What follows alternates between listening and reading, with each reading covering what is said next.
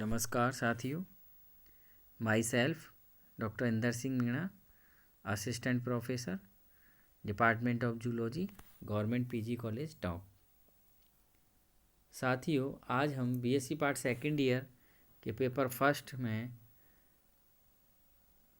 पिछले चैप्टर में हम जीवों में पोषण के बारे में बात कर रहे थे। उसी कड़ी में हम नेक्स्ट पॉइंट जो है वो है कि कुछ प्राणी जो भोजन प्राप्त करते हैं या ग्रहण करते हैं उसे पोषण को प्राप्त करने का जो तरीका है वह है स्वपोषी पोषण। यानी इस प्रकार के पोषण को ऑटोट्रॉफिक न्यूट्रिशंस बोलते हैं। इसमें मुख्य रूप से जो एग्जाम्पल हम ले सकते हैं, यूग्लिना जो एनिमल है वह एक स्वच्छ फ्रेश वाटर और एक कोशिकीय प्रोटोजोआ है जो स्वच्छ पौंड, तालाब आदि में, पोखरों में रहते हैं। इस जंतु का जो कलर है वो हरे कलर का होता है, जो कि क्लोरोफिल जीवद्रव्य में अनेक होने के कारण, जीवद्रव्य में क्लोरोफिल की उपस्थिति होने के कारण इसका रंग हरा दिखाई देता है। और इसमें अनेक बॉडीज भी कायों में सीमित रहती है। क्लोरोप्लास्ट या क्रोमेटोफियर इसके सेंटर में जो पाया जाता है उसे क्रोमोप्लास्ट कह सकते हैं या क्रोमेटोपोर्स कह सकते हैं। इसकी संरचना यदि देखी जाए तो सामने मानचित्र में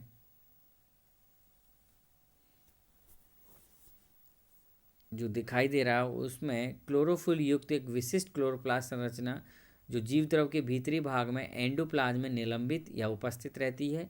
यूग्लिना की विभिन्न जातियों में इनकी संख्या, आकार और परिमाण, साइज कोशिका द्रव्य की व्यवस्था के अनुसार होते हैं। अतः ये छल्ले रूपी, प्लेट रूपी, गोलाकार व अंडाकार आदि होते हैं तथा जीव द्रव्य में या तो ये बिखरे या छितरे दिखाई देते हैं या नियमित रूप से व्यवस्थित रहते हैं। क्लोरोप्लास्ट का केंद्रीय भाग सकरा और रंग विहीन नॉन पिगमेंटेड कलरलेस होता है और पाइनोफोर, इसको पिगमेंटलेस जो स्थिति होती है उसको पाइरिनोफोर कहलाता है। पाइरिनोफोर एक अथवा दो गोल बाइकॉन्वेक्स उभरे हुए, बाहर की ओर उभरे हुए टाइप की प्रोटीन संरचनाएं होती हैं जिन्हें पायरिनॉइड कहते हैं, जिनसे ये घिरा रहता है। पायरिनॉइड एक खोल अथवा दो अर्धगोलार्ध संरचनाओं से घिरी होती है संरचना। ये संरचना एक स्टार या जैसे कार्बोहाइड्रेट पॉलीसेकेराइड से बनी होती है।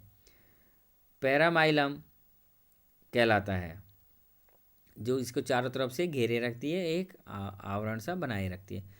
पैरामाइलम कणों के रूप में भी जीवद्रव्य में छितरी पाई जाती है। यूग्लिना में भोजन एक से अधिक विधियों द्वारा अंतर्ग्रहण किया जाता है। इन विधियों को हम निम्न प्रकार से समझा सकते हैं। पहला है ऑटोट्रॉफिक न्यूट्रिशन, जिसमें यूग्लिना जंतु समान परपोषी अथवा हेट्रोट्रॉफिक प्रकार से पोषण नहीं करता, क्योंकि इसमें उपस्थित कोशिकीय मुख, साइटोस्टॉम या कोशिकीय ग्रसिका, जिसको साइटोफेरिंक्स की भी पोषण में कोई भूमिका नहीं होती है। इस भाग से केवल उत्सर्जन होता है और दूसरे शब्दों में कहें कि इसमें जंतुओं के समान होलोजोइक प्रकार का पोषण नहीं पाया जाता। ऐसा ऑटोट्रॉफिक न्यूट्रिशन कहलाता है। इसमें पोषण विधि स्वपोषी प्रकार की होती है, अर्थात पादप समान होलोफिटिक प्रकार की होती है। इसमें हरे पादपों के समान यूग्लिना अपने क्लोरोप्लास्ट में उपस्थित क्लोरोफिल की सहायता से फोटोसिंथेसिस के द्वारा भोजन का निर्माण करते हैं और उस भोजन के निर्माण से उस भोजन को यूज कर उससे ऊर्जा प्राप्त करते हैं। इसमें जो क्लोरोप्लास्ट उपस्थित होता है उसमें क्लोरोफिल ए और बी की उपस्थिति के साथ कुछ मात्रा में बीटा कैरोटीन भी होती है, जो सूर्य के प्रकाश में जंतु को क्लोरोफिल और प्रकाश संश्लेषण की क्रिया के अंतर्गत कार्बन डाइऑक्साइड को विघटित कर कार्बन प्लस ऑक्सीजन में कन्वर्ट करके दो भागों में बांट देती है। ऑक्सीजन मुक्त होती है, किंतु कार्बन जल के घटकों से क्रिया करके पैरामाइलम नामक स्टार्च सदस्य कार्बोहाइड्रेट्स जटिल का निर्माण करते हैं। जो स्टार्च के विपरीत यह आयोडीन से प्रक्रिया कर नीला रंग नहीं देता है। पैरामाइल कोशिका द्रव में कणिकाओं के रूप में अथवा पायरिनॉइड बॉडी के रूप में संग्रहित खाद्य रिजर्व फूड्स होता है। ये पायरिनॉइड बॉडी का निर्माण किन्हीं प्रोटीन पदार्थों के चारों ओर पैरामाइल के जमा होने से बनती हैं। अतः हम ये कह सकते हैं कि इनमें जो फूड का जो बॉडी है वो एक प्रोटीन पदार्थों का चारों तरफ से घेर कर एक रिजर्व फूड के रूप में रखती हैं। दूसरा पॉइंट है सैप्रोफाइटिक न्यूट्रिशन यानी मृतोपजीवी पोषण। सूर्य और प्रकाश के अभाव में यूग्लिना सैप्रोफाइटिक प्रकार का पोषण दर्शाते हैं। प्रयोगों ने सिद्ध किया है कि यूग्लिना पूरे अंधकार में भी अनेक महीनों जीवित रह सकता है। इस स्थिति में इसका क्लोरोफिल नष्ट हो जाता है, किंतु फिर भी इसमें सभी जैविक क्रियाएं सामान्य होती रहती हैं। इससे यह सिद्ध होता है कि अंधेरे में अंधकार में रहने के बावजूद भी यूग्लिना अपनी सामान्य दैहिक सतह से सहित कार्बनिक पदार्थों का डिकेइंग ऑर्गेनिक मैटर को घुली अवस्था में अवशोषित करता है और सैप्रोफिटिक विधि द्वारा पोषण ग्रहण करता है। इन प्रयोगों से यह भी पता चला है कि यूग्लिना में भी अन्य जंतुओं की भांति डाइजेस्टिव एंजाइम्स द्वारा भोजन का पाचन होता है। अंधकार में लुप्त हुए क्लोरोप्लास्ट यूग्लिना को वापस प्रकाश में लाने पर पुनः विकसित होने लगता है। अतः इस प्रकार की जाति यूग्लिना ग्रेसिलिस में परिवर्तन स्थायी हो जाता है और प्रकाश में दोबारा जंतु को लाने पर क्लोरोप्लास्ट विकास नहीं हो पाता।